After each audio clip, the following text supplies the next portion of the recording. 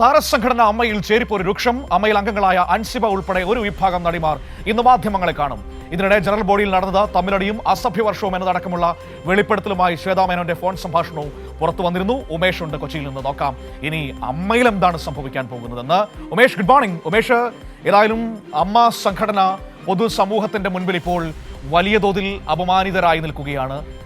ഈ നമ്മളേറെ സ്നേഹിക്കുന്നവരാണ് സിനിമാ പ്രവർത്തകർ എന്നതിൽ സംശയമൊന്നുമില്ല.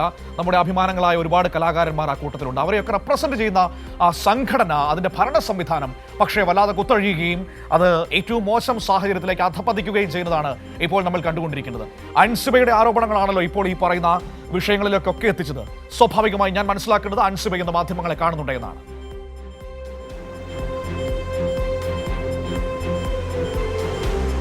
Good morning Manu. ഈ അമ്മയിൽ ഇതിനു മുൻപും ഇങ്ങനെ സംഘടനയ്ക്കകത്ത് അഭിപ്രായ വ്യത്യാസങ്ങളും കലഹങ്ങളും ഒക്കെ ഉണ്ടാകാറുണ്ട്. പക്ഷേ മുൻപ് കണ്ടിട്ടില്ലാത്ത വിധം ചേരിപ്പോര് അതിരൂക്ഷമാവുകയാണ് ഈ കഴിഞ്ഞ ദിവസങ്ങളിലൊക്കെ ഉണ്ടായ സംഭവവികാസങ്ങൾ കാണുമ്പോൾ മനസ്സിലാകുന്നത്.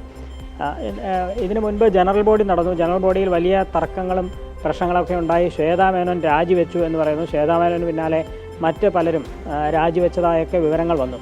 പക്ഷേ കഴിഞ്ഞ ദിവസമാണ് ഒരു കാര്യം വ്യക്തമായത്. ശ്വേതാ മേനോൻ തന്നെ വെളിപ്പെടുത്തുകയാണ്, യഥാർത്ഥത്തിൽ ഞാൻ രാജിവെച്ചിട്ടില്ല, ഔദ്യോഗികമായ ഒരു രാജിക്കത്ത് നൽകിയിട്ടില്ല, അപ്പോൾ ഇപ്പോഴും താൻ തന്നെയാണ് പ്രസിഡന്റ് എന്ന അവകാശവാദം ശ്വേതാ മേനോൻ ഉന്നയിക്കുകയാണ്.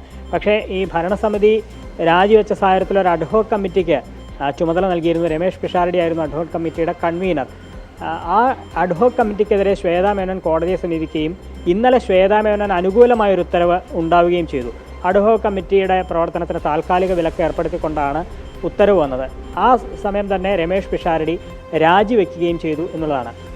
ഇങ്ങനെയൊക്കെയുള്ള പ്രശ്നങ്ങൾ നടക്കുന്നതിന് പുറമെ ഇന്നലെ ഉണ്ടായ മറ്റൊരു സംഭവവികാസം ഈ ശ്വേതാ മേനോൻ്റെയും രമേഷ് പിഷാരടിയുടെയും ഫോൺ സംഭാഷണം അത് പുറത്തു വന്നു എന്നുള്ളതാണ്. ഏതാണ്ട് 3/4 മണിക്കൂറോളം ഇരുവരും തമ്മിൽ ഫോണിൽ സംസാരിച്ചിട്ടുണ്ട്. അപ്പോഴുണ്ടായ അവർ തമ്മിൽ സംസാരത്തിൽ വളരെ പ്രധാനപ്പെട്ട പല വെളിപ്പെടുത്തലുകളും അവിടെ നടന്നത് എന്തൊക്കെയാണെന്ന ചില കാര്യങ്ങളൊക്കെ ശ്വേതാ മേനോൻ രമേഷ് പിഷാരടിയോട് പറയുന്നത് അടക്കമാണ് പുറത്തു വന്നത്. വലിയ തമ്മിലടിയാണ് അവിടെ ഉണ്ടായത്. അസഭ്യവർഷം ഉണ്ടായി. അനൂപ് ചന്ദ്രനെ കയ്യേറ്റം ചെയ്യാൻ പുറപ്പെട്ടു. മല്ലികാ സുകുമാരൻ്റെയും ഒപ്പം കൊല്ലം തുളസിയുമൊക്കെ സംസാരിക്കാൻ എഴുന്നേറ്റപ്പോൾ അവരുടെ ബൈക്ക് പിടിച്ചു വാങ്ങി. അങ്ങനെയൊക്കെയുള്ള പല സംഭവങ്ങൾ അവിടെ ഉണ്ടായി എന്നൊക്കെയാണ് ശ്വേതാ മേനോൻ രമേഷ് പിഷാരടിയോട് പറയുന്നത്. രമേഷ് പിഷാരടി ഒരു മധ്യസ്ഥൻ എന്നുള്ള നിലയിലാണ് ഇവരോടൊക്കെ സംസാരിച്ച് പ്രശ്നം ഒത്തുതീർപ്പാക്കാം എന്ന നിലയിൽ പോയത്. പക്ഷേ ശ്വേതാ മേനോൻ ഒരു കാരണവശാലും അതിന് വഴങ്ങിയില്ല എന്നുള്ളതാണ്. ശ്വേതാ മേനോൻ BJP-യിൽ നിന്ന് പണം വാങ്ങി പ്രവർത്തിക്കുന്നെന്ന ഗുരുതരമായ ആരോപണം ബാബുരാജ് അടക്കമുള്ളവരും ഉന്നയിക്കുന്നു.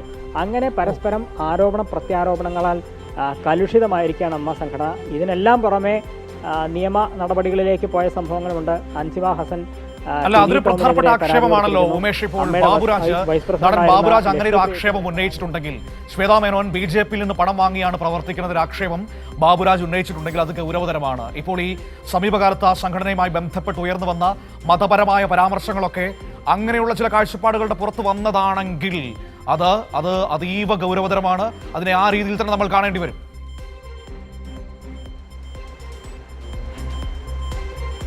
അതെ മനു, അതാണ് ഇതിൽ ഏറ്റവും ഗൗരവമുള്ള വിഷയവും അത് തന്നെയാണ്. കാരണം ഒരു ക്ഷേത്ര ട്രസ്റ്റിൽ നിന്ന് പണം വാങ്ങി അമ്മ സംഘടന പണം സ്വീകരിച്ചു എന്നുള്ള വിഷയം ചൂണ്ടിക്കാട്ടിയാണ് ഇത് ആദ്യം ഈ സംഘടനയ്ക്കകത്ത് എക്സിക്യൂട്ടീവ് കമ്മിറ്റിയിൽ ഇതൊരു ചർച്ചയായി വരുന്നത്. ആ പ്രശ്നം ഉയർത്തിക്കാട്ടിയത് അൻസിബ ഹസൻ ആയിരുന്നു.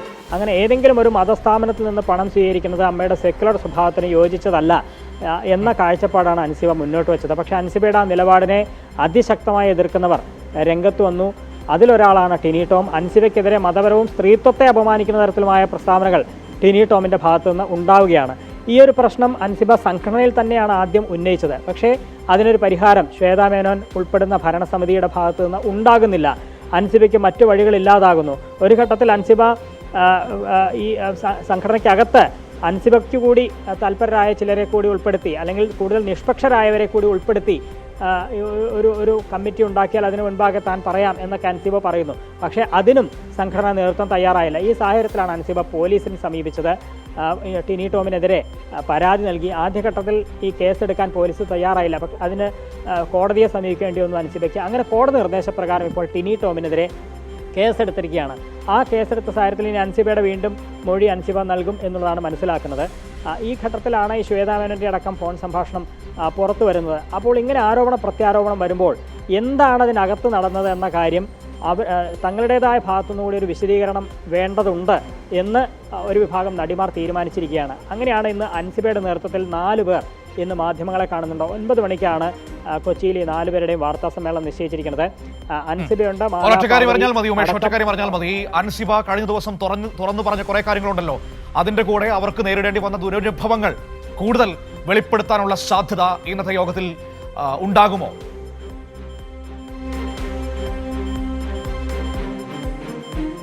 അതിന് വളരെ സാധ്യതയുണ്ട്. എന്തൊക്കെയാണ് അവിടെ നടന്നത്, ഏതൊക്കെ തരത്തിലുള്ള അവഹേളനമാണ് തനിക്ക് നേരിടേണ്ടി വന്നത് എന്നൊക്കെ അൻസിബ അടക്കം പറയും. മാത്രമല്ല, ഈ ശ്വേതാ മേനോൻ ആരോപണം ഉന്നയിച്ച 2 പേരാണ് ഈ മായ വിശ്വനാഥ്, മാല പാർവതി അടക്കമുള്ളവർ. ഇവർ ശ്വേതയെ അസഭ്യം പറഞ്ഞു എന്നൊക്കെയാണ് ശ്വേത കഴിഞ്ഞ ദിവസം ആ ഫോൺ സംഭാഷണത്തിൽ പറഞ്ഞത്. എന്താണ് അതിൻ്റെ വസ്തുത, അല്ലെങ്കിൽ ഇവരുടെ ഭാഗം എന്താണ് എന്നടക്കമുള്ള കാര്യം അവർക്കും പറയാനുണ്ടാകും. അപ്പോൾ ഈ 4 പേരും, മാത്രമല്ല ഉഷാ ഹസീന പറയുന്നത് ഈ സംഘടനാ പ്രസിഡന്റ് സ്ഥാനത്ത് ശ്വേതാ മേനോൻ കടിച്ചു തൂങ്ങുകയാണ് എന്ന തരത്തിൽ ഉള്ള പ്രസ്താവനകൾ നടത്തിയിരുന്നു.